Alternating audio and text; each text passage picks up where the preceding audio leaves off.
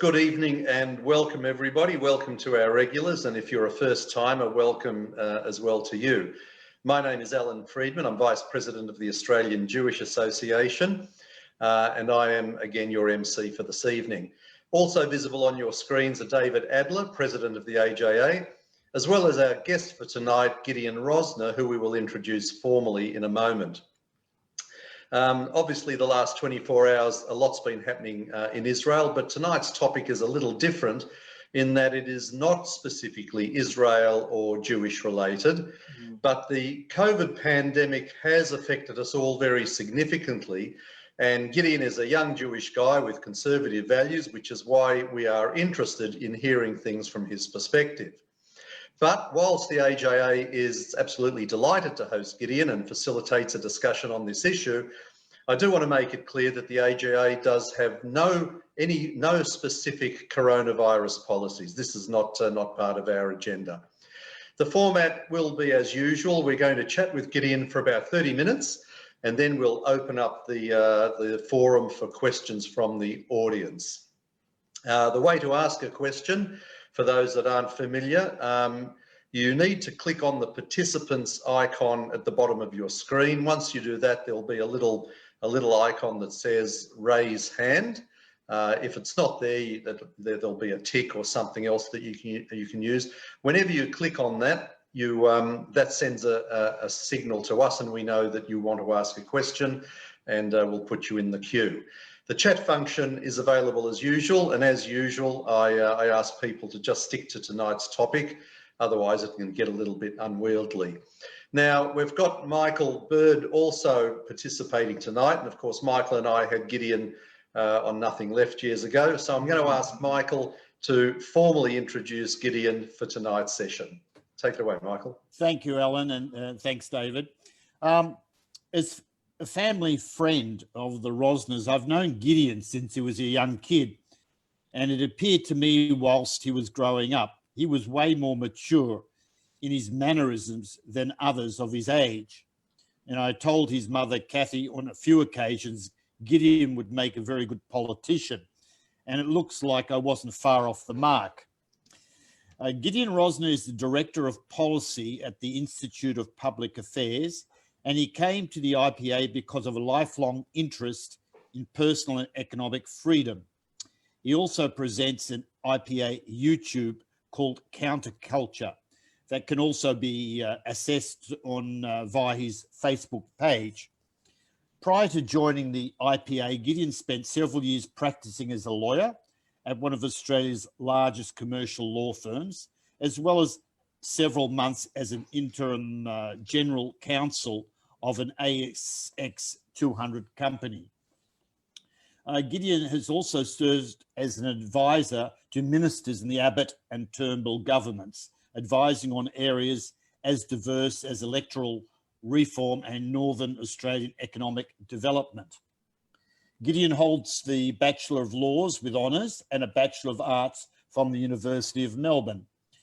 Gideon has been published in a number of outlets, too numerous to mention them all, but they include the Australian Daily Telegraph, Herald Sun, The Age, Spectator Australia. He also appears on 2GB, 3AW, ABC, and Network 10, The Project. That'd be a very interesting banter between Gideon and Wally. That was years ago, Michael. It was a different era. I would have thought so. These days, he's a regular guest on various current affairs shows, particularly on Sky News. Gideon, welcome to the AJA. It's great to have you with us. Well, thank you so much, Michael. Yeah, it's great to see you again. I remember not only, I guess, did I know you growing up, but I think you gave me my first speaking gig in my political sort of adventures when I was a uni student, and you had me come to the Beth Weitzman Centre to talk to your discussion group about what was happening on campus, fittingly in the context of the Israel debate around Lebanon war and what the crazy trots were doing there. But I love speaking to the AJ because it's like being home. I mean, there's so many friendly faces. I've got Alan and Michael, obviously. I see the great Jeff Block. I see Dan Lukowitz. I see Jerry, as I said. Sorry? I see Jeffrey Rothschild, which is a great treat for me because I usually only see Jeffrey when one of his kids gets engaged. So great to see you outside Simcha setting. So I've been asked to come and talk about the coronavirus and what my thoughts are. And I guess for me, my life took a really weird turn, I guess, in April last year, because I became both an unintentional authority and dial a quote on being an anti-lockdown skeptic and so on, and also briefly public enemy number one, because I was incidentally, and the IPA was incidentally the first person and organisation to call to end the lockdown publicly. I released a video on the 4th of April, by which time the lockdown was only 2 weeks old. Everybody was shell-shocked.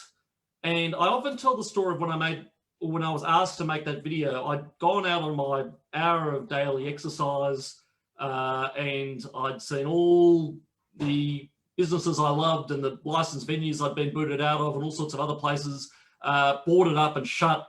I'd seen TV footage of something I hope to never see again, lines outside a Centrelink block, which was a disgrace. And I knew we were in a historically unique era.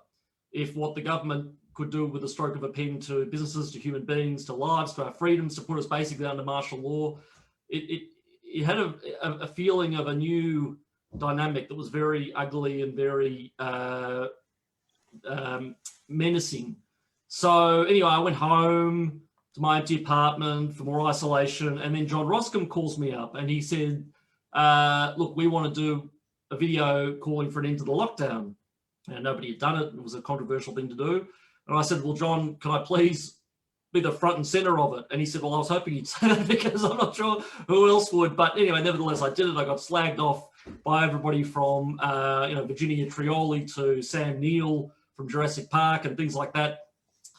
And as I said, at the time, it was such an interference with our basic freedoms, and it happened so quickly. The gigantic new state just unfurled itself to the enthusiastic acclaim of almost everybody in the bloody country. So I knew then that we were facing a new dynamic and we crossed a Rubicon, and sadly I've been vindicated every step of the way.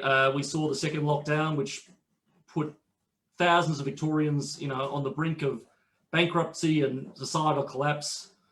We saw pregnant women getting arrested in their own homes over Facebook posts. We saw people being tackled to the ground for not wearing masks.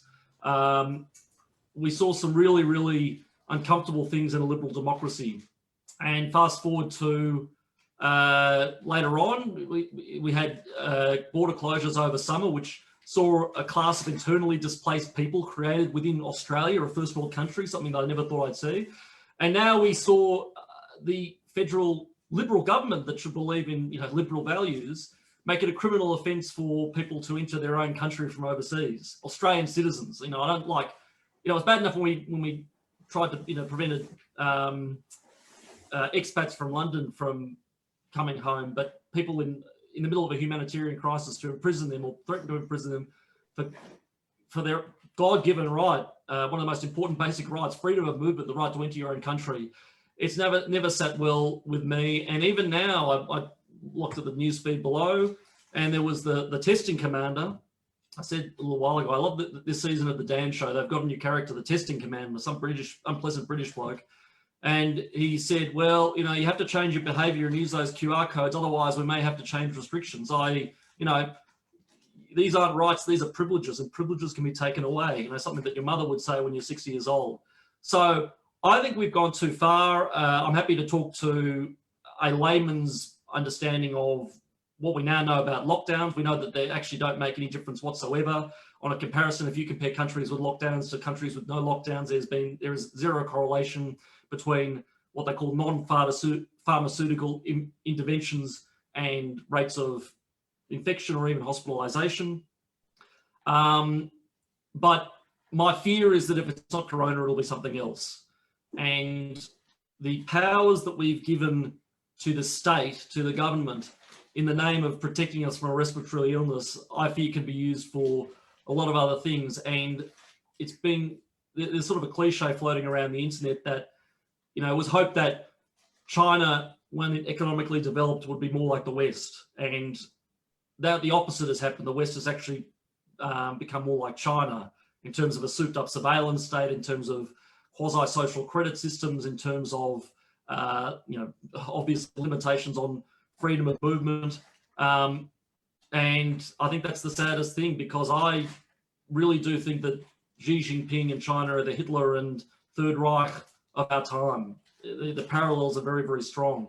But you didn't see England and the US and Australia and the free world emulate parts of the German modus operandi, but that's what we've seen throughout this crisis. So I want to throw it open to questions early, because I always find these things are a lot better if they're interactive. I'm sure there are many different views in the room. So keen to hear from you. Back to you, Alan.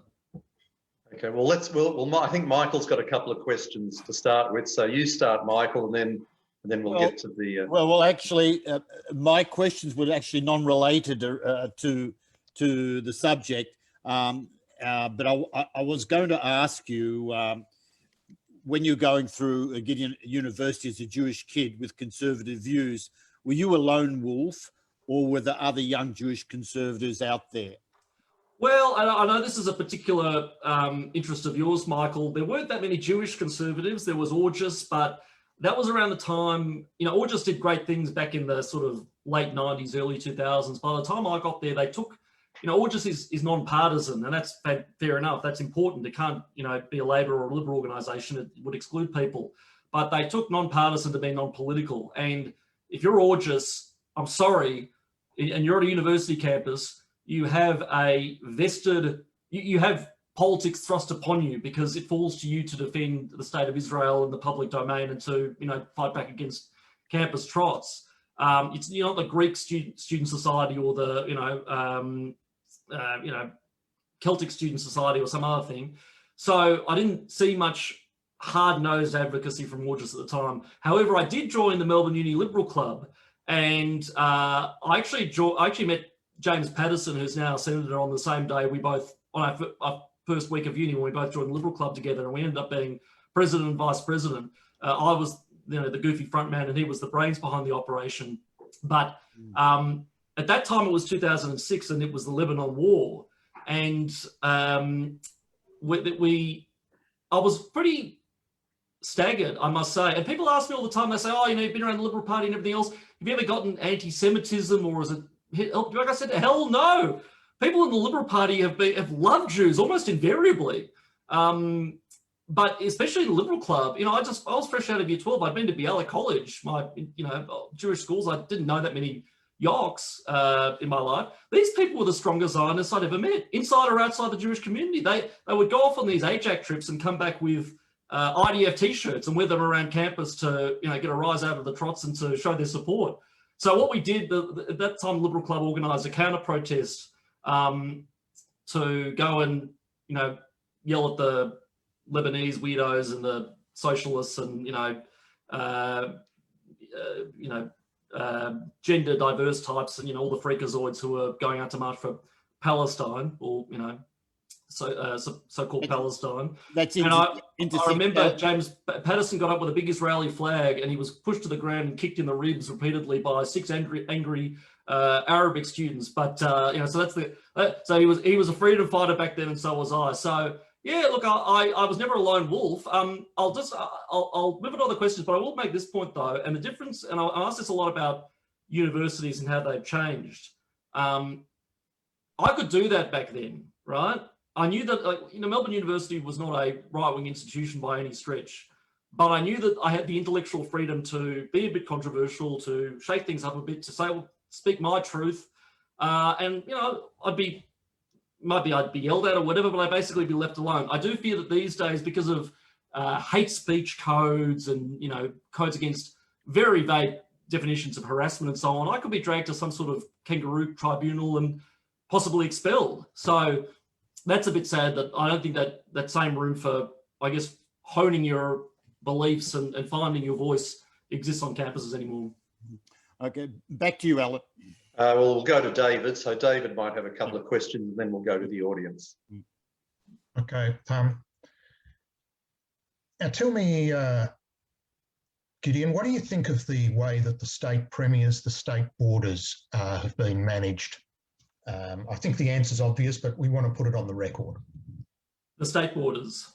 Yeah, and the reactions of the state premiers in imposing border restrictions. Yeah, look, well, again, I've been, that's sort of the fourth or fifth circle of hell in terms of the coronavirus, to my mind. I mean, as I said, during the summer, there were people who travelled in good faith to Sydney or Noosa or Byron Bay or whatever it is, and they crossed state lines, and they were given, when there was an outbreak in New South Wales and Queensland, the borders were slammed shut, and they were given something like 12 hours, 6 hours to get home.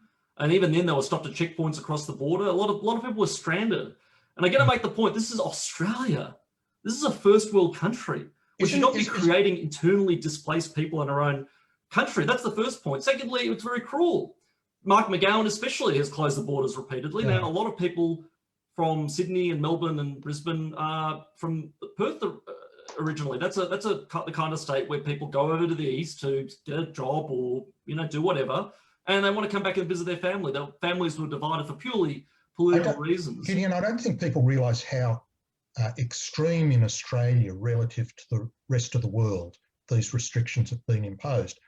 Correct me if I'm wrong, but are there any other countries in the world that have internal border closures? There's a number that have international border closed. But not even that many that have international border closures. A lot of places are preventing citizens from coming home, or non-citizens, I should say, from entering. But I did some research on this. The only countries that are not permitting their citizens to leave, effectively becoming a kind of prison, are like Djibouti, the Ivory Coast, and one or two others. Now, these are countries with porous borders, with bad health systems, and they're not exactly don't pride themselves on being liberal democracies in the main. So that's a disturbing statistics. But the other point I'd make, though, I don't know about internal borders, not that I'm aware of. I couldn't fathom any. The US, you can still go from New York to Vermont or whatever else in the US, despite the fact that half the states are locking down. But the other point I'd make is this is not just about the principle of the federation or me being a grumpy old right winger. This has consequences. There was a woman who could not go from northern New South Wales to Brisbane to get medical treatment, and as a result, her baby died in utero. There were about 6 babies in total from South Australia who died because they couldn't be airlifted to Melbourne to get their specialist heart operation. Now, the fact that any Australian can be okay with border closures in the face of things like that, I find a little bit creepy. I think it shows that fear has dwarfed anybody's sense of compassion or what's right. Family funerals? Well, family funerals again. My girlfriend couldn't go to her grandmother's funeral as well. It's a good thing we managed to get to Adelaide and see her. She's sitting right here, by the way. I'll introduce her. We can see. Here she is. We can see. You can see? Yeah. We met through AJ. Yeah, I said that. Yeah, it was an AJ. David's still waiting for a Chinook feed. So yeah, it's but people not only accept it, the premiers who imposed this monstrosity get overwhelming support of the ballot box.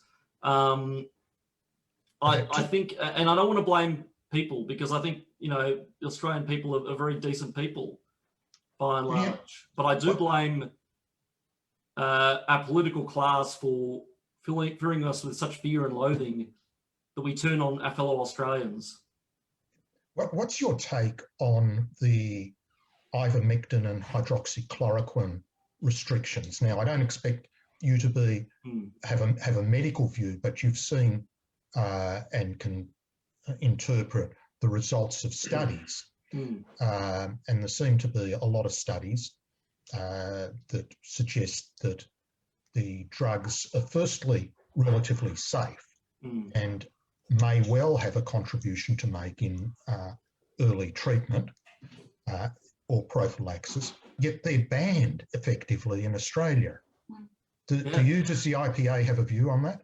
Well, no, the IPA doesn't have a view because we don't, at least not on a medical basis, because we're not, we don't do any medical research. We, research economics and legal rights and those sort of things. all that said, though, we are an organisation that believes in freedom and personal choice. We don't have an official position on hydroxychloroquine or ivermectin, but what I would say personally is, to me, the reason that these things are banned is because the governing elite doesn't like them, and that's because Donald Trump believed in these cures. Now, talk about putting politics before people's health and people's well-being. I read some, or I speak to some doctors who say, no, they're worthless. Some doctors who are red hot for them. But I think that the power of the choice should be with family doctors. It should be with GPs who actually deal with patients and know their patients and know their patients' medical history. It should not be up to some mid-level bureaucrat with a lanyard on who wrote a thesis on, reproductive health and climate change and hasn't practiced medicine for the better part of 20 years.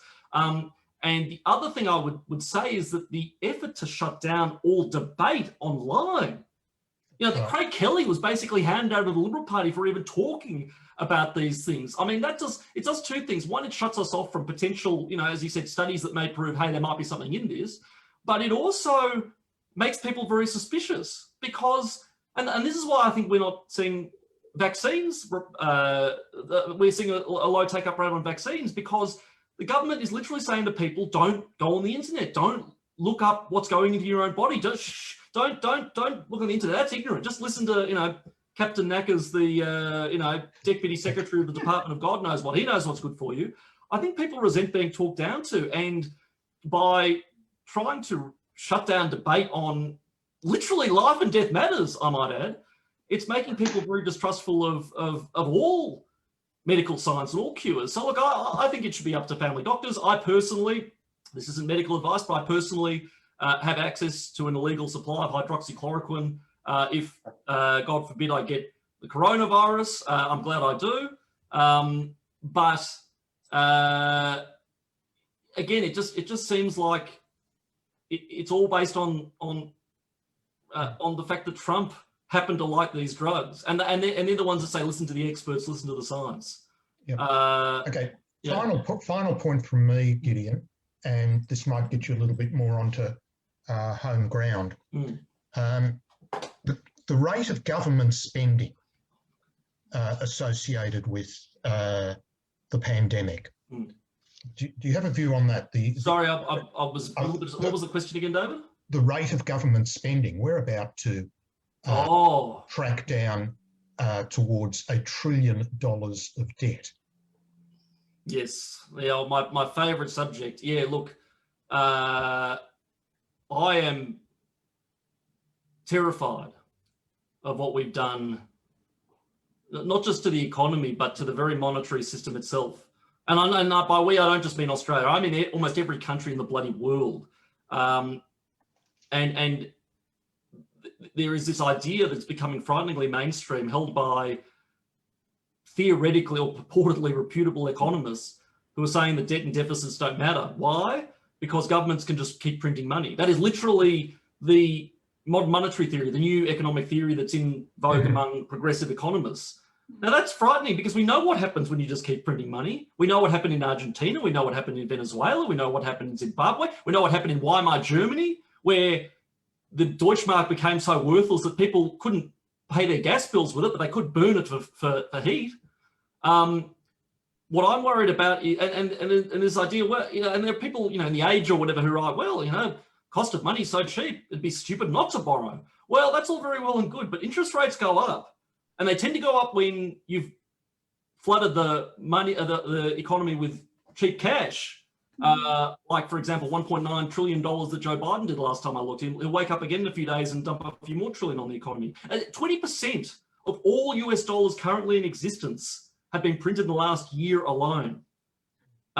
So, when you have, it's year 12 economics too, when you have more dollars chasing more, the same amount of goods, then those dollars drop in value and inflation hits. What happens when inflation hits? Interest rates rise. Now, we just had a budget last night. Look, I work for Josh. I love Josh. I respect Josh. I support Josh.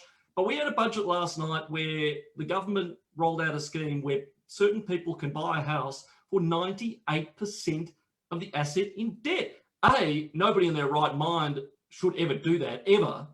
especially for something as major as a house. You know, it's not a you know, exercise machine that you order off, you know, free-to-air TV at 4 in the morning. It's a bloody house. But secondly, what happens when interest rates go up 0.5 point or 1 point or 2 points? What happens when banks end up with all this bad debt on their balance sheets? We've been here before in my lifetime. What, 15 years ago, Freddie Mae and Fannie Mac. Or, no, I always get those two confused. And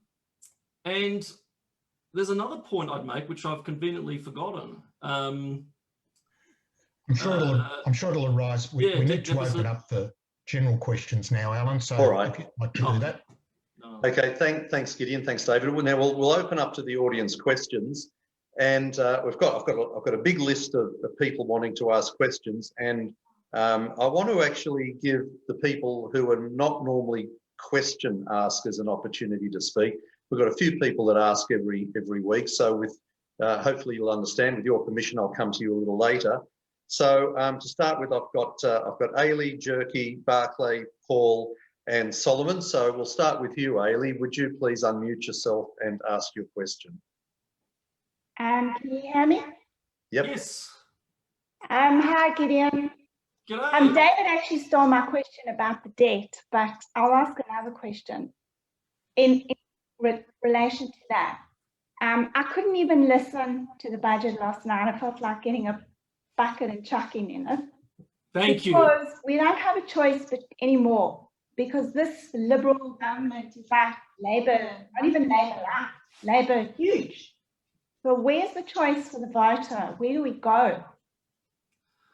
Your thoughts? Oof, that's a tough question. I hate to be such a downer tonight. I mean, my girlfriend tells me off for this all the time. She says I'm all doom and gloom, but honestly, reading the paper these days is a horror show. But you're right. You're absolutely right. And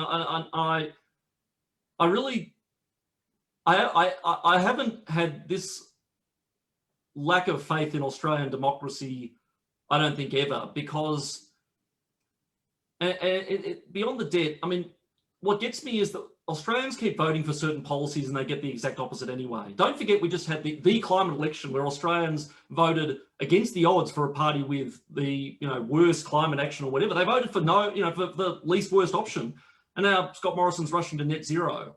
So what is the choice for a voter? Well, yeah, would Labor do any different? I don't think that Labor could do much worse, because at least then the coalition would remember their roots and oppose all of this.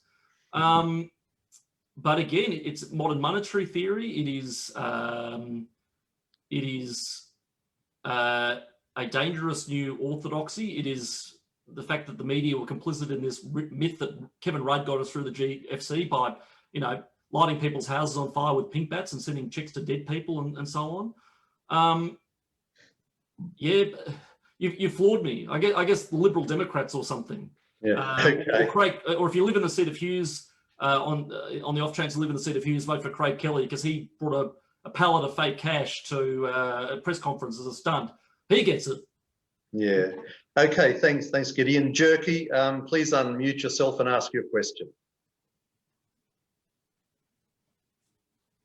Jerry, you there? Yes, I'm here. Got it. Gideon? We can't see you. No, I can see him. Oh, you can? Okay. Okay, all right. There he is. Thank you very much, Gideon, for coming to AJA. And thank you, David and Alan, for hosting this program. Gideon,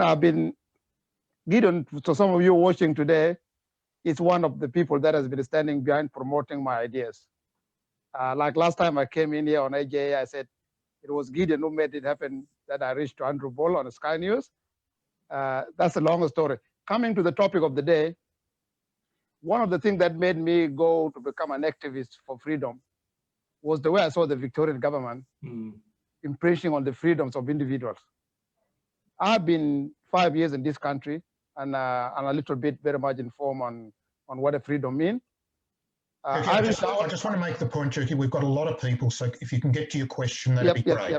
Yep. My question is, Gideon, now that we know the core principle of freedom, that's individual right, and all these are being encroached, what do you think can be done by organization, community organization like IGA and other individuals to do this, to carry out more awareness? Number two, can Sky News or cancel culture reach out to different communities and encourage them to speak up? Thank you. Yeah, well, I'll go to the second question first, because by way of background, Jerry and I actually met during lockdown last year. I think it was during lockdown, and yeah, it was, because I was working from home and everything else. And Jerry had just joined the IPA and he wanted to catch up. So I said, look, I'm working from home, come from here. And Jerry's, for those of you who don't know, Jerry is from Juba in South Sudan and does a lot of work with the African community, and is actually despised by a lot of so-called community leaders because he advocates for personal responsibility within new migrant communities, for example, in the face of things like crime statistics and everything else. I hope I'm not paraphrasing Jerry, but I guess, and this is something that'll be familiar to the AJA, because I think we all know that a lot of people who purport to be community leaders don't necessarily reflect the views of their communities. And that is why groups like this are so important. That's why what you're doing, Jerry, is so important. I think getting active and getting out there and actually providing a dissenting voice is important. And I hate to use sexist language or whatever the hell, but manning up and being prepared to make these arguments, even though you get people writing nasty letters about you in the Jewish news and slagging you off and so on. So what can community groups do to raise awareness of freedom? I think social media is obviously an important avenue. And I think we need to remind, especially communities like ours that are, tend to be dominated by migrants or people from migrant backgrounds. I'm sort of first generation myself. My father fled what was then Danzig. We need to remind our communities that, the rights and freedoms we enjoy in Australia are very precious and very fragile. Arguably, we've lost a lot of them forever now. And it's on us to protect them and to preserve them. And even if that means a tough debate, I was very involved in the debate over 18C, the Racial Discrimination Act and so on, that was supported by a lot of other Jewish community groups. But as I said, there are a lot of problems with Nazi Germany. Too much free speech was not one of them, and it can be hard. But we need to, I guess, leverage our positions in the community to protect and defend our adopted home. Yeah, thanks, Gideon. Okay, we've got Barclay. I will just remind people, I forgot to do it earlier, please just ask one question. If everybody asks double-barreled questions, we probably won't get through them all. So Barclay, please unmute yourself and ask your question. Awesome, thank you. Can everyone hear me? Yep. Yep, we're good. G'day, Barclay. Right. Yeah, g'day Gideon, how are you? Good, mate. Okay, awesome. I didn't realise you were Jewish. No, I'm not Jewish, but I am a proud Zionist and also a proud member of the IPA. So hopefully you'll accept my question. But yeah, I guess essentially my question was, I consider myself to be someone who's, quite laissez-faire in terms of, like government assets and whatnot. And I saw the budget last night and you kind of just roll your eyes. But how do we balance, like the principles of, like laissez-faire economics and privatization with something like the Port of Darwin and assets to our national security? Because it's an issue where I think you see a lot of conflicting views on the right. Yeah. Of what is national security, and this really does stem from China, because that's why we're having the conversation about the Port of Darwin. And how do you balance that, do you think? Well, look, I'll be the first to admit that's an excellent question, because I had James Patterson on my program a few weeks ago, and I said, how do we stand up to China without losing our freedoms? And he said, you're right, we shouldn't emulate the country we're trying to defeat. We need to stand up for our freedoms and our values, even if it's, strategically, I guess, a weakness, for lack of a better way to put it. Look, I'll be the first to admit that I got it wrong on China. I really did. I was, I remember the Beijing Olympics, looking at all the acrobatics and the neon and everything else, thinking, isn't this great? China's come out to the world. They're now, beautiful capitalist economy, all will be right in the world. I thought, great, China wants to buy our stuff. Oh, who cares if they want to buy our land? They can't take the land back with them. And I would have said at the time, it was around 2015, I think, the port sale, and it was a Liberal government, Country Liberal Party, what's his name? Adam Giles, who flogged it off. And I would have been the first to say, well, it's an asset. You need to get money. Better run by the private sector. Who cares if they're based in China? I don't think we can be that naive anymore. I don't think we can, we can believe in the free market, but the free market's not really worth much if our country is occupied by the Chi-Coms and we open the door to people who would, destroy our way of life, even worse than Dan Andrews and Brett Sutton have been able to destroy it. So, I think we need to be hawkish. I think we need to go in with one eye open. And this is the point I always make. With asset sales, I have no problem selling assets to foreign companies per se, but there is a big difference between Chinese state-owned enterprises which have CCP cells baked into them, or worse still, directly controlled by Xi Jinping's Chinese Communist Party. There's a big difference between dealing with the CCP and selling, a 50% stake in a freeway or something to a listed company headquartered in the Netherlands. You can trade with other liberal democracies, no worries, but China is not a liberal democracy. We wouldn't sell our support to Iran or North Korea or Russia, for that matter, even, I don't think, or any sort of belligerent world power. China is exactly the same, if not worse. Thank you. Okay, Paul is next, followed by Solomon and Jeff. We're going well, so we should get to everybody. So Paul, please unmute yourself and ask your question. Oh, thank you. Thanks for having me. I'd just like to shed some light to help answer some questions here tonight. Firstly, I'm a physician and a minister. What's been going on, in particular the last year, is if you understand the functions of governments and church and state, is a martial law situation. It's a long story, but that'll all be revealed in due course, and the truth about all these matters, and what's actually with disease and viruses and things like this. So I really want to just rest assured, put your minds at ease, that all these, basically the gist of this is that all governments were unconstitutional and unlawful and set up against the people over a very long time. Now those functions have changed, meaning that they basically, governments have no contract.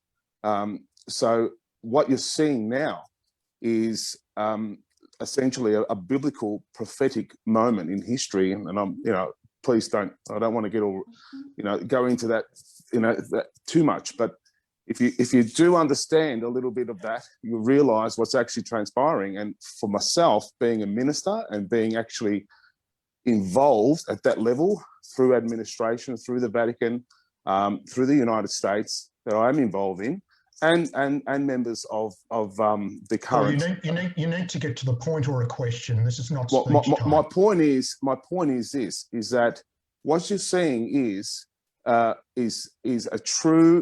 beginning of a true constitutional lawful government worldwide for the first time in history. Okay. Can we ask Gideon to respond to that? Thanks, Paul.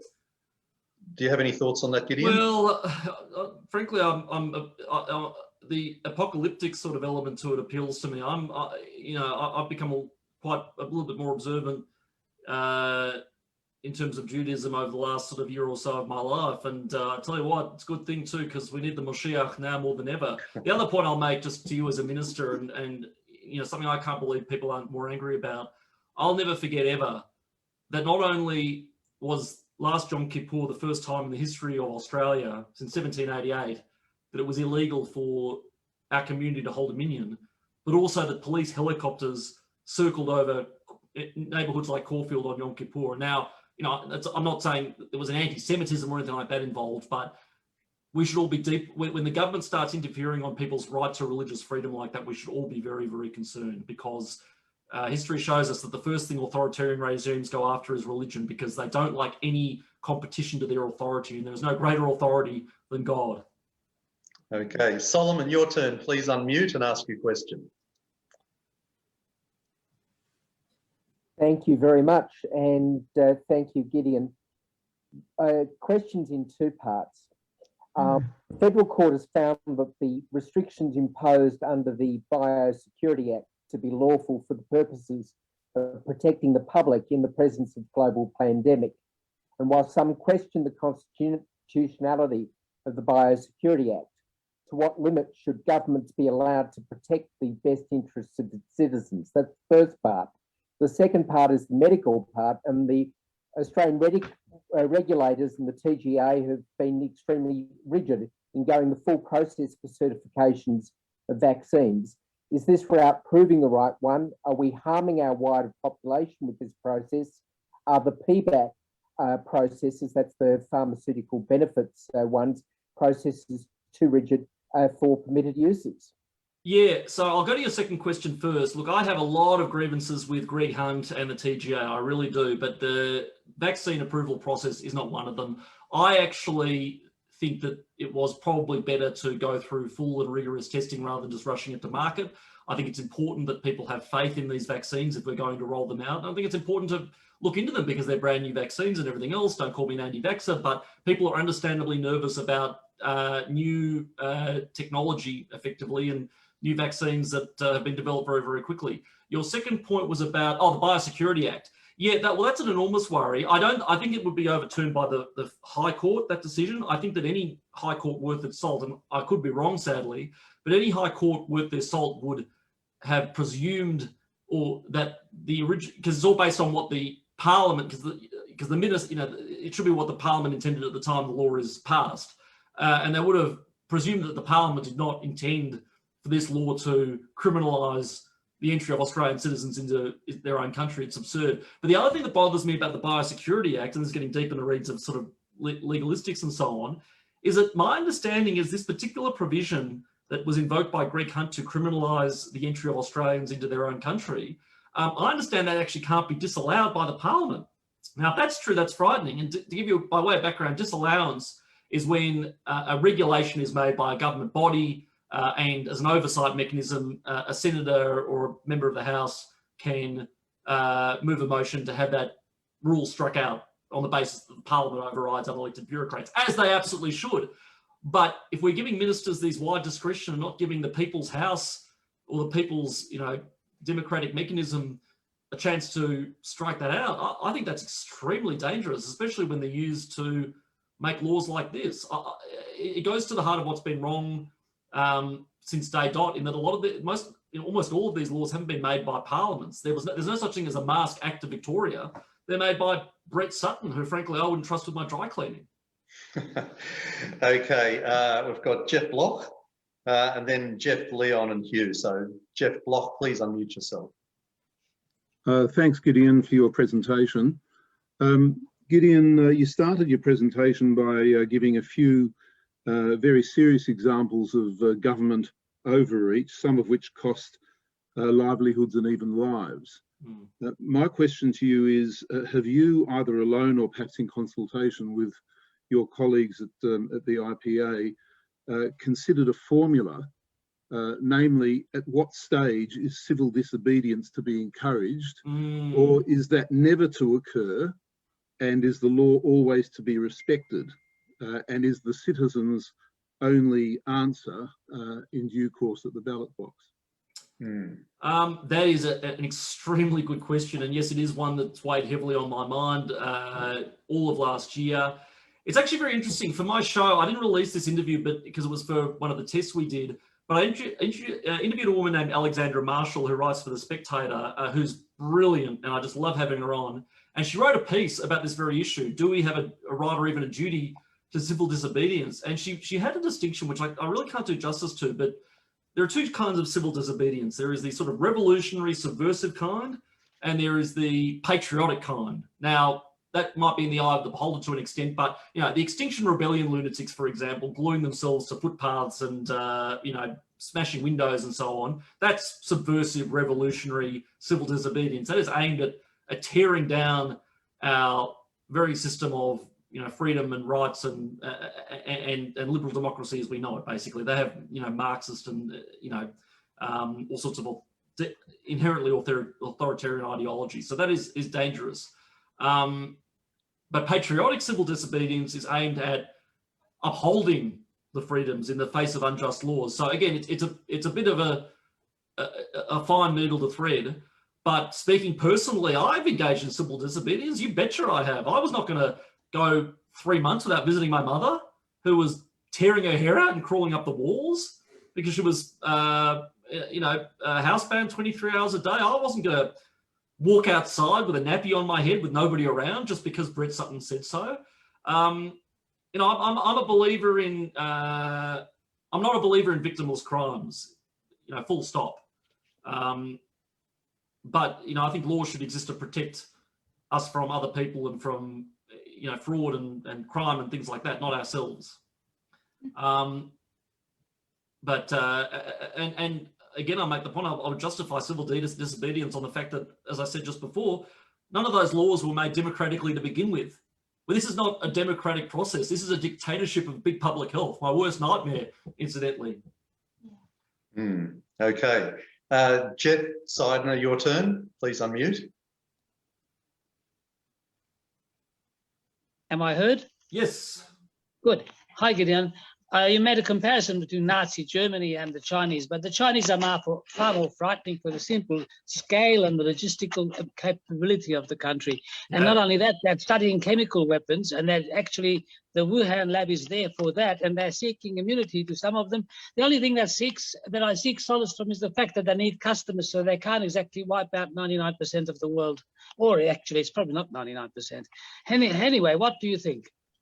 Well, I think we're already at war with China. It's a Cold War, and it's being fought on non-military fronts. It's being fought in trade, as we've seen for the last year and a half or so, and it's being fought in cyberspace, and it's being fought with espionage, and it's being fought on a soft power basis. And again, there's another point made by James Patterson, and he's absolutely correct. We in the West tend to think of war as a binary, war and peace dynamic. In places like China, it's there's a big grey area. There's sort of war without being a war. But you're right. I think, and one thing I'll say is, I criticise Scott Morrison a lot. I really do. I think he's been a disappointment on many, many levels. But I will give him credit for standing up for Australian sovereignty and independence when it comes to China. He's made some tough calls which haven't been easy. The problem is, though, we are not match fit for a war in this country, I don't think. If God forbid it comes to that, I should say. We have paid through the nose for submarines, which will be completely obsolete by the time we get them in 30 years. They will cost almost $250 billion over their lifetime for a single military asset. I mean, there are 9 of them, but it's one class of vehicle, $250 billion. So we've overpaid for them, and we're basing them in Adelaide.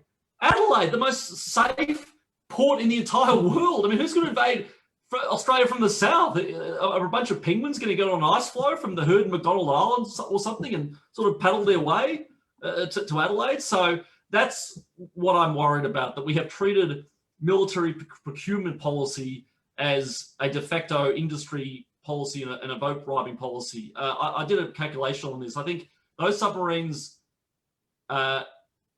in Christopher Pyne's seat of Sturt, which was what it was about, I think every primary vote Christopher Pyne received is something like in the order of $50 million. So, yeah, I think we'll pull through because China does a great job at uniting everybody else. That's the hidden thing.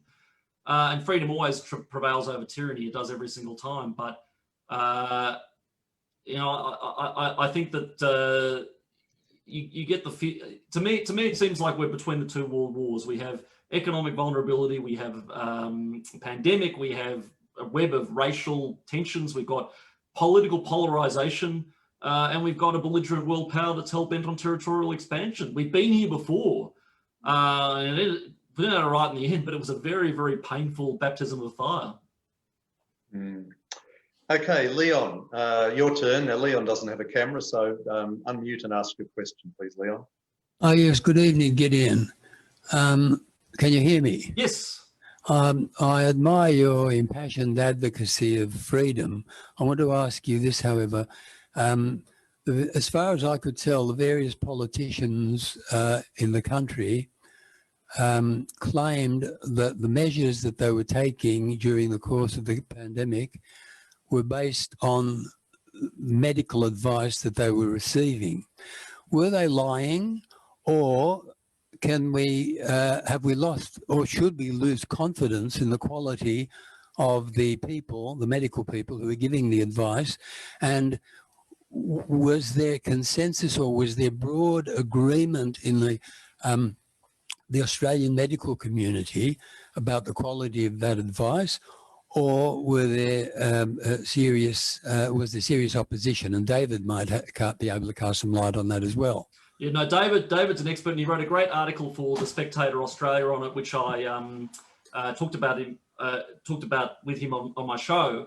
But look, a few things. One, the Brett Suttons of the world are not in any way representative of the Australian medical community. I'm sorry, they just aren't. These are career bureaucrats who happen to have a medical degree and also want a cushy job. These are not doctors like David who see patients, who treat people, who see what it's like in the field. These are, again, idiots with lanyards on. Secondly, as to whether the advice was actually there or not, I can't say for sure. I don't know what went on behind closed doors. But what I will say is that we did find out things like, for example, the Chief Medical Officer in WA actually advised Mark McGowan to soften the border approach. He actually said it wasn't necessary, but Mark McGowan kept it there ostensibly for political purposes. And on doctors dissenting, look, there were many, 500 Australian doctors signed a letter against lockdowns on the basis of very, very good health arguments, like, for example, the increased rates of people presenting to hospital with self-harm, mental health issues, the effect the lockdown had on children, missed cancer screenings and things like that. So there wasn't anything close, the experts have said X, Y, and Z is too cute. There's no such thing as the experts. There are experts, there are people who are good in their field. And the other point I make is even if every doctor in the country signed a letter saying you must kick people out of work and shut down your borders and everything else or people will die, even then, that's not anything. That's not a democratically elected body. That's a group of professionals. We elect politicians to make decisions based on the advice. We do not elect them to handball difficult situations to a bunch of eggheads when it suits them and hide behind these, again, fake bureaucrat expert people. And the final point I'd make is these people had one objective, which is to drive down cases. They were focused on a single number. All right, fair enough. I guess lockdowns technically achieve that, but that's like saying you can take care of an ingrown toenail by amputating your leg. These people are on big salaries, which we pay for with generous superannuation and perks and leave and everything else. They didn't lose their job because of the lockdown because they work for the government. They just got to sit around at their apartment on Zoom all day in their jammies working from home. That is the most disturbing dynamic of this. There were two Australias at work. There was the Australia that the governing elite and the chattering classes who came up with these stupid laws, and there were the ordinary people who were vulnerable and who got hit hard the most by them. And the lack of empathy with the former to the latter, the end result has been absolutely monstrous. And I had thousands of emails come to me, people who were at their wits' end, horrible stories. But, the bureaucrats were happy, and that was the medical advice, and, they kept us safe. Okay. Hugh is in the UK, so please ask your question, Hugh. Well, Hugh, you've just muted yourself. Unmute. Oh, I was a bit too quick. Can you hear me now? Yes. Good. Yeah. This is more of a personal question, Gideon. Mm-hmm. My wife and I were both dual citizens, British, Australian citizens, and we both had both vaccines, both doses of a vaccine. And the question I've got is, do you think we're going to be able to visit Australia again? And if so, when? Short answer, no. Well, look, as I said, sadly, I've been proven right again and again and again. I was saying a year ago, this will go on forever if we let it. And people say, you're crazy. Well, they said it was just 2 weeks to flatten the curve. Well, I read somewhere that they might not open international travel until 2023. The budget papers seem to indicate that the international borders won't be opened until at least halfway through 2022. And you said you're a dual citizen. Yes, he did. Yeah, he did. So again, if you really have to shut out people from other countries from visiting here as tourists or whatever, then fine, all right. And I think shutting the border was probably the one thing Australia had going for it in this coronavirus madness. but don't lock Australian citizens out of their own country. I don't care that Mark McGowan doesn't reckon there are enough hotel rooms in Perth to house people in hotel quarantine. I don't care that there are too many Indians and too few bed places. We should be airlifting people back if we need to with the bloody Air Force. And if there aren't enough quarantine hotel beds, we should build them from scratch. We're going into debt anyway. We're paying people to build granny flats. What the hell's the difference? You know, use a disused workers camp, Christmas Island. You know, empty out a warehouse or something and put a few indoor heaters in, anything. You know, we've got to use our heads with this stuff, but instead it's like, well, you know, got to keep those filthy disease-ridden fellow Australians out, keeping you safe. It's very sad. Okay, look, we are coming up to time. We've got time for one more question, and it's Andy in Israel. So please unmute yourself, Andy, and ask your question. Hey. All right, hi. My main concern are the children. The children are our future. They're the future generation. What are they learning from our example right now? And what can we do to help these children? Well, firstly, can I say good day to Mike Kronberg, who just popped up on the screen, the great Mike Kronberg, who popped up with a message. Erev Tov, Mike. What can we do for the children? Well, yeah, children suffered. They suffered. We know they suffered. We know that there were 12-year-olds being put on antidepressants. We know for a fact that they weren't in bloody school. And I don't care what the experts say or whatever anybody says. You cannot get the school experience from Zoom. You can't keep children locked up in their homes for 23 hours a day. You can do it to adults at a pinch, and even they struggle. But you can't do it to children. Learning from our example, what can we do to teach them? It's hard these days. It's hard. Something I'm thinking about as I'm coming up to the age when I have children. I mean, what is happening at school education, I think, is frightening. The loathing that our children are being taught, and Israel is a different situation. You know, I always say Israel is the most successful multicultural community in the world because there's a common thread and a common value system, and you're taught pride. And then, you know, for good measure, they, you know, put you in a uniform when you're 18 and toughen you up and make you march around and, you know, defend the country. What do we teach children? We have to sadly spend a lot of our time deprogramming them. We have to sadly spend a lot of time saying, no, this is not an inherently racist country. No, you know, climate change is not an indisputable fact, and you know, we're not going to die in 12 years and be drowned by polar bears and what have you. No, you are not guilty because you happen to be a white male. You are not an oppressor because of your skin pigmentation. No, you shouldn't, you know, fixate on race like, you know, your teachers do. I think it really does fall to us, and I don't know what the answer is because, you know, so many families are dual income families. Families are time poor. People are, you know, losing their minds with a lot of the stuff that's going on in our country and in the world. Where do you find the time to homeschool a child on top of all of that? But we have to try because, you know, what we forget is, and this is what really upsets me now, the education system to me seems to be increasingly aimed at dividing parents from their children. Judith Sloan wrote a column on it for the Spectator Australia, and she wrote, you know, in relation to this childcare thing, you know, earlier and earlier childhood education, you know, popping your kids in, you know, what used to be creche, but is now early childhood education. That's actually like the kibbutzim of old, where children are raised in dormitories rather than with their parents. And we have to fight for something Mark Latham said to me a while ago, which is the primary teachers of children are their parents. And we all have to work that a little bit harder to make sure that our kids can see through all this stuff, aren't brainwashed, and can build a better world against the odds. Yeah. Okay, look, we are out of time. Gideon, I want to thank you for joining us. It's been My wonderful pleasure. to have you. And you sort of asked yourself a question, what's the answer on it? I think the answer is for more young people like you with conservative views to get into politics. So spread the word and talk to your friends, because we need you and we need lots of people like you. Just before we go, Gideon, I'm going to give you the opportunity to plug your program, Counterculture. Just tell people what it's about and where they can find it.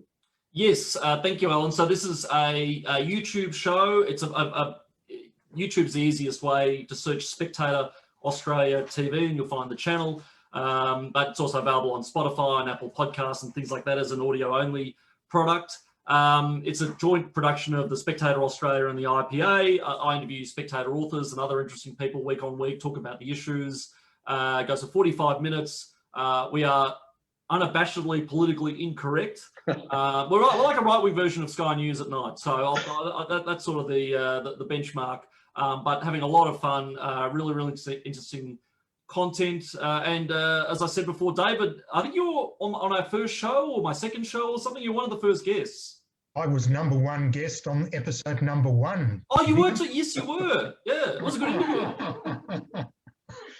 Okay, perhaps on that point, David, you can just do your little wrap up. Can I just say one last time, and I should make this point, thank you to the AJA for doing what you do, for giving a voice to those of us in the community that feel the way we do. I think we need, and in the wider debate, I think the more voices for freedom we have in the debate, the better. And if coalescing is around our faith to that end is how we do it, I think that's absolutely fantastic and that's brilliant. So really all the strength drum. I'm very proud, paid up AJA member. Brilliant. Well, that's the perfect entree for the conclusion, which we always do every event, and that is for people, if you're not yet on our email list, go to jewishassociation.org.au and you can subscribe, like and follow the AJA Facebook page, and please go to the website also. And if you're not yet a member, it's only $25 a year, and we need donations as well. Now, finally, to show you what's happening next week, and we have what might be a bit of a blockbuster because of all the conflict which has erupted in Israel. We've changed our program, and next week we will have the Deputy Mayor of Jerusalem. Fleur Hassan Nahum is a rising star of Israel politics. A lot of the conflict has its focus in Jerusalem, on the Temple Mount, the property ownership dispute, etc. And we'll be privileged to host one of the senior and up-and-coming stars of Israel politics next week. And I just want to let you know also that I've received an intriguing message a short while ago, someone who tells me that AJA has just had a call out on Al Jazeera. No way. For our pro-Israel advocacy. So I've got to check. They've sent me the video. I haven't had a chance to look at it yet, but if we're getting a call out on Al Jazeera for pro-Israel advocacy as an organisation they have to keep an eye on, we must be doing something right. And doesn't it tell you everything that out of all, the 300 Jewish organisations in Australia, they picked the AJA, which should tell you a lot about the AJA and, the rest of our organisations. Fascinating. Yeah. Okay. On that note, we'll farewell everybody. Thanks, Michael, and thanks to Gideon, of course. Thank you. And until next week, we look forward to joining you all then. But for now, we wish you all a very good evening. So it's good night to you all. Bye for now. See you, friends.